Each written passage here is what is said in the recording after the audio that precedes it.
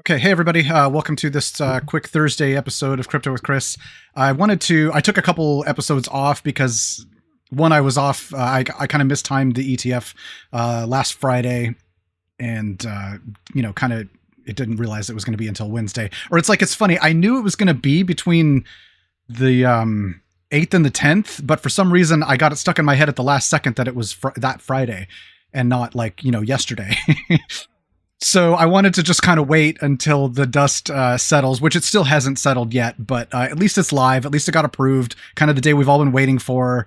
And so I just wanted to look and see what the charts are doing right now, how they're reacting. I know there's some other factors at play. We got some economic data in today in terms of inflation that I think kind of spooked the markets a little bit. And, they've been kind of up and down throughout the day, and that sort of has impacted what's going on. Plus, I think not all the ETFs are live. Actually, we'll get to that in a second. Not all the ETFs, they're all live technically, but they're not all actually technically trading yet. And so there's that. I think there's probably a fair bit of market making happening with the ETFs and arbitrage happening because everything hasn't quite synced up yet and kind of come online yet. And so there's lots of just, not just stuff, dust that hasn't settled yet. So it's going to be a minute, I feel like, before we start to actually see some real upside, because most of the buying that has happened today, you have to believe that all of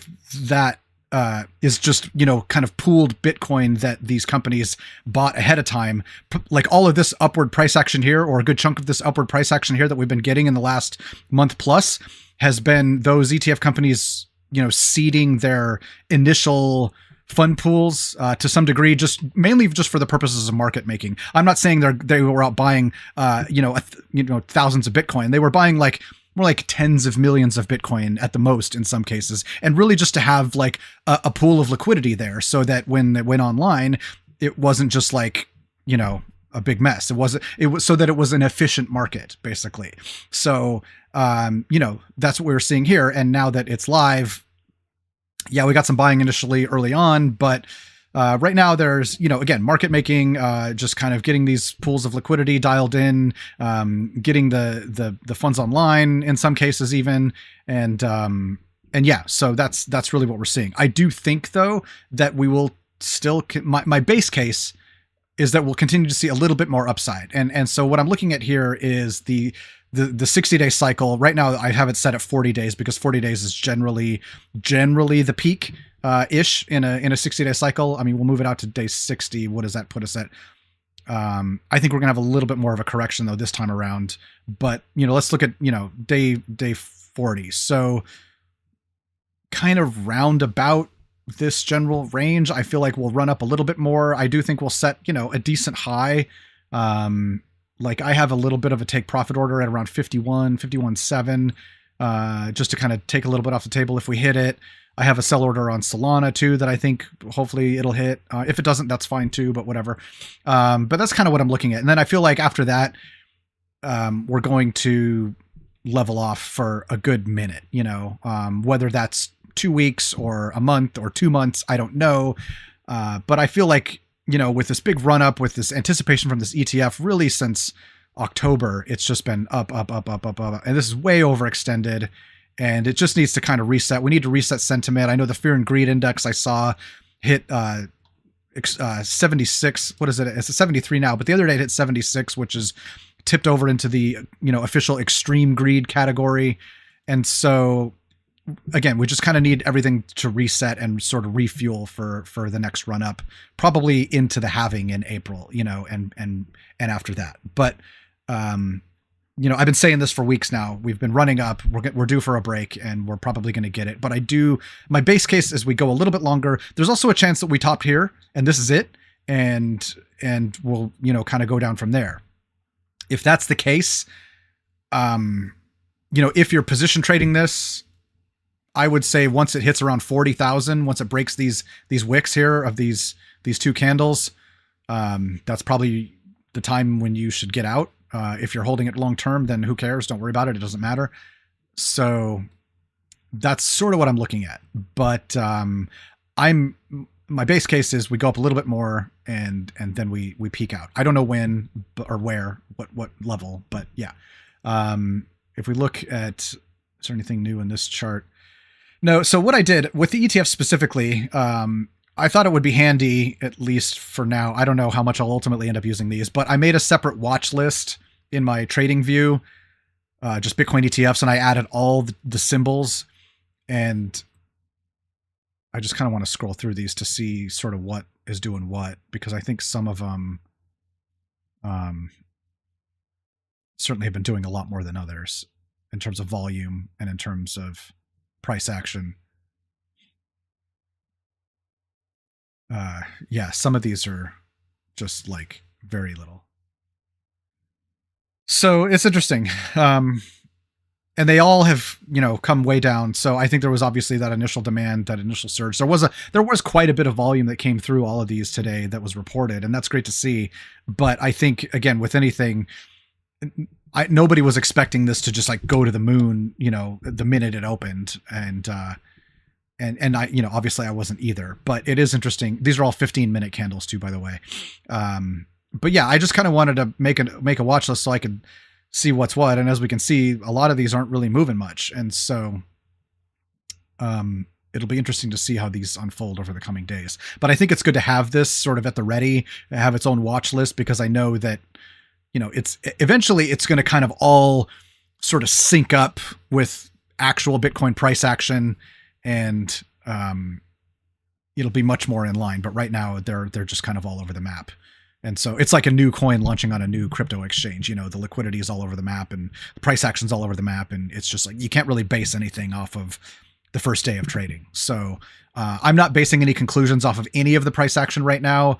It was nice to see it pumping this morning, but also I'm not surprised to see this. And also the stock market played just as much of a role in, I think, everything coming down later in the day as anything. So really this was a more market wide, reduction in later this afternoon than anything. It wasn't specific to Bitcoin or crypto or anything like that. Like if we look at the stock markets, they've actually rebounded a little bit, but they're down to, like, here's S&P futures. Yeah, it's down a tick. I wanted to look at the dollar index too. Liquidity has been stagnant, really, I think, for multiple weeks now, which it's kind of like whatever, but and it sort of coincides with the dollar leveling off too. And I'm noticing this kind of price action here with the dollar sort of bouncing off it got almost back up to the bull market support band here. It didn't quite get that high here, but it's sort of, maybe looking like it's got another rollover coming. And so we'll see there. But I just wanted to go through my list a little bit because I have noticed some interesting observations. One of the biggest interesting observations was that ETH actually has really been outperforming Bitcoin over the last week solid. And even on the day of the ETF launch or the announcement rather, I'm not even going to get into the whole clown show that was Twitter the day before. But anyway, yeah, yesterday ETH just was pumping. I mean, it was up, what did it close? It was up 10% on the day. It was up even higher at one point, up 14% or so. So, and I think that there's a few reasons for that. There's a technical reason, primarily just that it's been so oversold for so long. I mean, it came down, it finally eclipsed this previous wick from back in June, and it was just kind of a nice double bottom, and it just has really bounced and again, and at this point now that, the kind of the fun is over with the narrative with the Bitcoin ETF, at least for now, I think that, we're going to start to see talk of a Ethereum ETF sooner rather than later. And I think that's going to fuel this a little bit. So we've got this technical situation here where it's extremely oversold against Bitcoin. So it's definitely going to sort of mean revert because of that alone. And then on top of that, we're going to have a narrative of an Ethereum ETF driving it, which, I mean, I've got my own thoughts on if I think that's a good thing or not. I think it's kind of a stupid idea, but whatever. If people want to buy it, that's fine. But anyway, yeah. So I think we're going to see a bit of a run in ETH and the ETH ecosystem, but it's funny because fundamentally there's not a ton driving it yes, there are some upgrades coming along. Yes, there's some interesting news coming along of stuff that will unfold in the coming months, but none of it is like upon us yet from a fundamental standpoint. There are good upgrades that are going to lower the fees even more, for particularly for layer 2s, and then further on down the road, ultimately for the base layer as well. So there's definitely good things happening with ETH, but it's just not where the actual excitement is on a day-to-day basis. Like if you're involved in the crypto space on a day-to-day basis and you're actually transacting on these networks, like nobody's really using Ethereum right now. I mean, some people are using some of the layer 2s, but you know, all of the excitement is happening over on like Solana and you know, even AVAX to a degree, and some of these other chains. So yeah, I think ETH will go on a run, but almost more so just because of technical reasons than fundamental reasons, which I guess is fine. It doesn't really matter in the end. It just matters if you want to play it and you know, ride that up again. So in that sense, though, ETH is doing well. ETH ecosystem stuff is doing well, which I'll touch on a couple here as we go through these. And I think it's going to continue to. Now, the question is, you know, coming back to this is how long are all of these going to do well? It's like all of these might, you know, we might be in a situation where, yeah, ETH is going to do well, you know, of course, in the long run, but even ETH is going to do well in the next 2 weeks. But then in 2 weeks from now, everything is going to tank. And which is going to tank more, Bitcoin or ETH or alts? And of course, you know, the answer is Bitcoin is going to tank the least out of all of these when this correction happens. And there's not going to be a scenario, I'll tell you right now, there's not going to be a scenario where we get up here, we get to this local top that's going to happen, and Bitcoin, you know, does this big 30% correction and alts don't. Like, that's just not a thing. That's not a thing. That's not going to happen. So all these like cool alts that we're all jumping into right now, the you know, the smaller caps that are, you know, sure, maybe some of them do 50%, maybe some of them do, you know, a 2x or a 5x or a 10x in the next 2 weeks.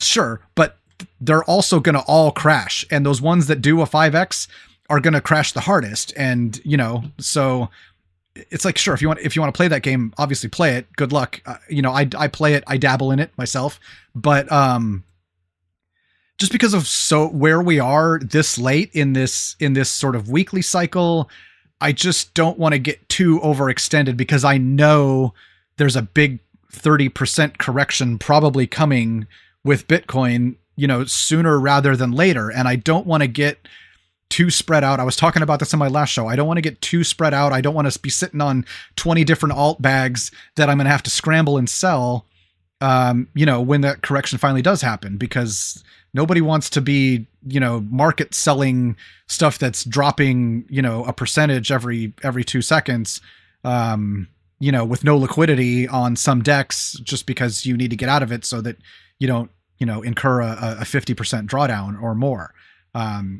And all these alts, they'll come back, of course. Like, you can just sit on them and ride it out. Sure, that's fine too. You don't have to try and sell it. You can just say, well, I know in 2 months it'll be right back where it is, and I don't care, so I'm just going to sit on them anyway, and that's fine too.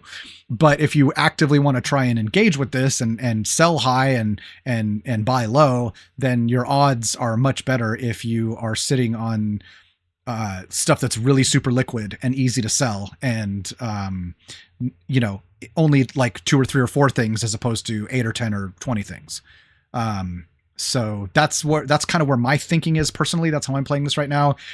You know, if it was back here, I would be in a way different boat. And back here I was all over the map. I was sitting in a bunch of different stuff, and I was riding really, really high risk stuff, way out the risk curve, super illiquid, but it's because I knew that we had plenty of time to go still. Now we don't. And so I'm adjusting my portfolio accordingly.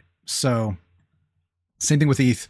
You know, I don't know where, oh, it's funny, I can get rid of that. I don't know where ETH is ultimately going to go. I don't really care in the short term either, because I'm not really in it for a short term play. So let's look at Solana real quick. I kind of have been looking at this 136, and I'll go back to the weekly, basically because that's where we've got this level here that I talked about a few shows back. And I think it's still realistic that it does come up and hit that, maybe even 140, possibly 150, even wicks up to 150. But I think 136 is a nice, reasonable number. You know, obviously there's a chance that the top is already in, and that's fine too. But I think that if Bitcoin does go on one more run, like I'm looking at for Bitcoin, I didn't actually talk about that. For Bitcoin, I've got this level up here based on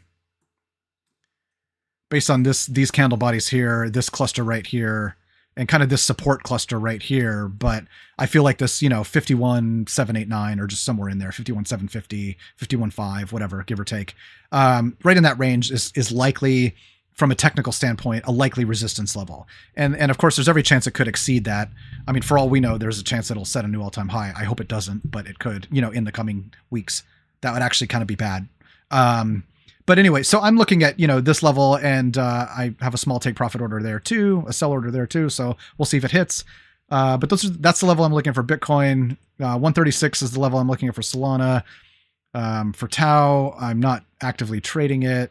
I'm not going to even get into that. Zero knowledge, same thing. Helium is one that's interesting to me. I did actually take a small position in Helium, even though I just said, this was like my one exception as far as I'm going to look for maybe a short-term play here, maybe even a longer-term play. I don't know actually if I'm going to sell it right away or not, but it just looked like a good chart. I like the way it bounced here. It was up 50% from its low, and it was showing a lot of relative strength, compared to a lot of these other charts that I've been looking at. It's since kind of come back down to earth a little bit, but it's still above where it was yesterday, and it did set a higher high rather today. So I like the look of this. I like the project itself. I like the fundamentals itself. And I just, thought I'd take a punt there. So this is one of my smaller positions. I think I've, 5%, something like that. But that was one of them that I was looking at. I've noticed the meme coins have come back. The Bonk and Whiff and Guac have also bounced pretty hard, which tells me that the Solana play, it sort of gives me confidence that the Solana play, actually, let's go back to the daily here. Solana could actually, come back up and get to that 136 level, which I'm reasonably confident. Higher than 50% chance I think that's going to happen. Particularly if Bitcoin goes up to this level, Solana is definitely going up to 136. It's really all going to come down to if the buyers are exhausted at this point with this phase of the cycle after this huge massive run, which they could very well be. Because I mean, if you look at this run from from like here to here, that's round about what we got kind of from here to here, this bit here. It's a similar type of run, and it's similar in time frame. And like I said, it's probably even longer than it should have been. So it's going to depend on how exhausted the buyers are. There's, like I said, there's a chance the high's already in, but I'm kind of, maybe it's hopium for all I know, although the volume is nice to see here. But I do think we've got one more pump, and I'm banking on that. If there's anything else, Metis is a sort of an Ethereum ecosystem play. That was one that I almost bought last night too. At the same time, I was buying the Helium, and it's pretty much doing exactly the same thing as Helium is. Some of these others, I don't know, like they're starting to look a little bit cooked. Celestia still looks strong.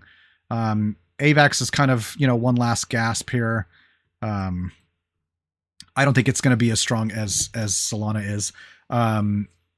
SEI and then SUI is another one that both SEI and SUI, interesting price action too, like looks reasonably healthy. Looks kind of not too dissimilar to the Helium. Yes, it wasn't as big of a correction, but too many charts. Here we go. But yeah, similar like that.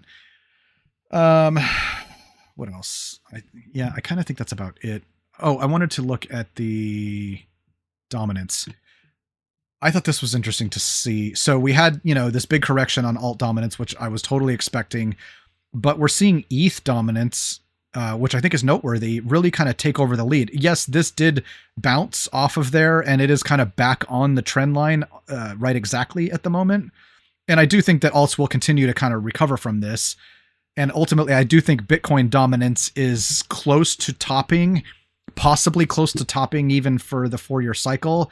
And I say that because I think, when I say that, I mean, like back when it topped here, in 2019, it didn't actually fully recover. Yes, it did run at the beginning of 2020, but ultimately, I mean, technically, Bitcoin dominance did peak here, and we saw alt dominance just run for like 2 years, And so are we coming to that same scenario now? I mean, certainly Bitcoin dominance is not nearly as high as it was back at this point, but also there are, 2 or 3 times as many cryptos out there at this point, and that are taking up a lot of market share. A lot of money's going into big blockchains like Solana and a lot of these mid caps that are really running. So, I'm not going to be surprised to see this maybe tail off. I mean, it might do one last gasp, but this tail off a little bit, and, both ETH and alts go on a bit of a run here and eat into this Bitcoin market share. So, that's kind of what I'm seeing there. And I think that that's going to continue. What else? Yeah, I don't know. That's probably good. So what I'm looking for, like I said, just to kind of recap, we've got, what are we on here? What day are we on now? We're on day 24. So we got 16 more days until day 40. So a couple of weeks, a couple of solid weeks, possibly, of uptime, likely.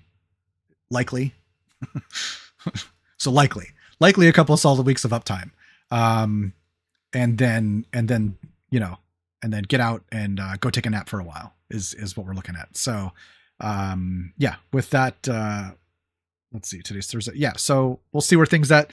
I'm curious to see how things unfold over the weekend. I think it's going to be interesting to see, now that we have this ETF and now that like the US stock market is going to play a much larger role in the trading of Bitcoin and, overall price action.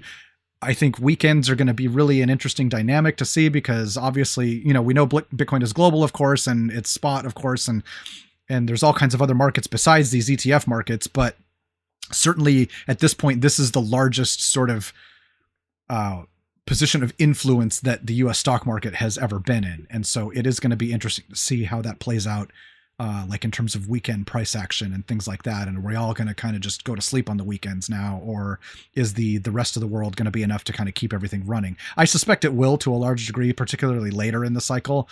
But again, it's just one of the things I'm kind of looking at. So yeah, that said, we have got our first weekend coming up here, so we'll see. I don't expect much to happen over this weekend, but we'll see. I'll probably do a show on Monday. I'm going to try to do a show on Monday, but if not, it'll be Thursday, and we'll go from there. So have a good weekend, everybody, and see you next week.